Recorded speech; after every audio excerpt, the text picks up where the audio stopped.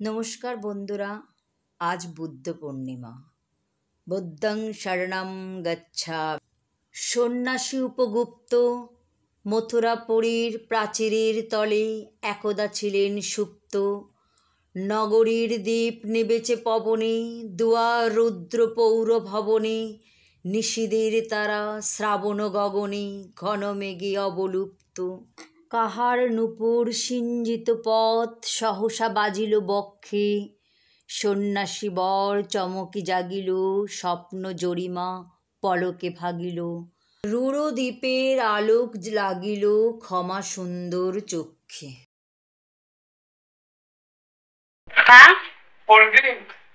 আমরা এখন এসে গেছি সম্পর্ক গ্রুপের সমাধে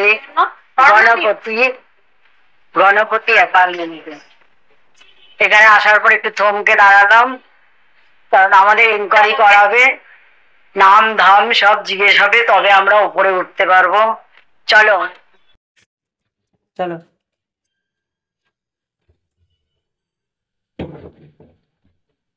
আমরা এখন লিফটে করে যাচ্ছি। এই তিনই টিপলাম।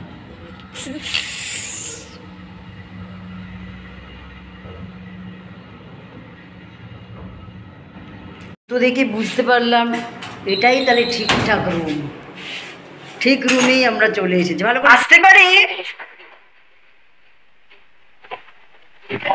ও, এসেই আমরা গণপতি বাপ্পাকে দেখে ফেললাম। তাহলে একদম ঠিকঠাক জায়গায় এসেছি।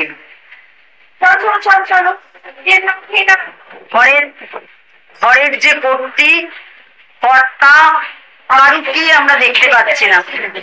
যাক, আমাদের একজন পরিচিত তো পেয়েছি, তার থেকে আমরা খুশি। ঘরের কর্তা এই পেয়েছি, একজন পেয়েছি, চেনা লোক, চেনা মানুষ একজন পেয়েছি। আরো অনেকজন, তাহলে সঠিক জায়গায় এসেছি। প্রথমেই আমরা ঠাকুর দর্শন করলাম, যদিও আমাদের আসতে দেরি হয়ে গেছে, তার আগেই পুজো হয়েছে এবং হোমও হয়েছে। খুব ভালো লাগলো।